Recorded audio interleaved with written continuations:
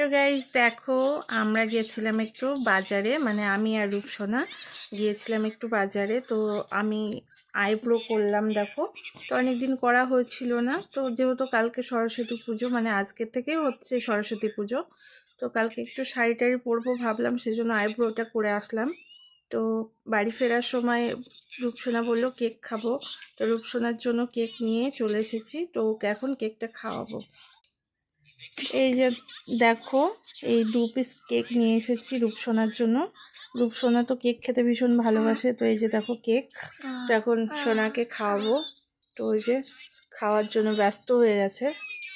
ও cake খেতে খুব ভালোবাসে রূপসোনা, এত কেক খেতে ভালোবাসে। অথচ ওর যখন বার্থডে হয়, বার্থডেতে অত বড় কেকটা নিয়ে আসি, ও প্রত্যেক বছর মানে বার্থডের দিন এতটা ওর শরীর খারাপ হয়, সেই কেকটাও আর খায় না।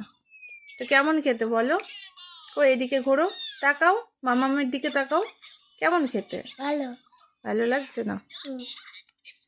আস্তে লাগে না তো, কাঁটা চামচ ঘোচা লাগবে, আস্তে আস্তে খাও। তো চলো গাইজ, সোনাকে খাইয়ে দিই কেকটা। নাও, খেয়ে নাও তাড়াতাড়ি। মামা, তুমি আমাকে অনেক এত ভালোবাসো? হ্যাঁ বাবা, আমি তোমাকে খুব ভালোবাসি, তুমি সোনা যে আমার। তোমাকে ভালোবাসবো না আমি কাকে ভালোবাসবো? মানা, খাও তুমি, না? তো দেখো রূপসোনা কি বলছে। বাবা, তুমি কালকে পূজাতে কি পরবা? পাঞ্জাবি পরবা? তুমি পাঞ্জাবি পরবা? কি কালারের পাঞ্জাবি পরবা? ইয়েলো? দাও। তোমাকে কালকে পাঞ্জাবি পরাবো। তোমার ভালো লাগবে পাঞ্জাবি পরতে?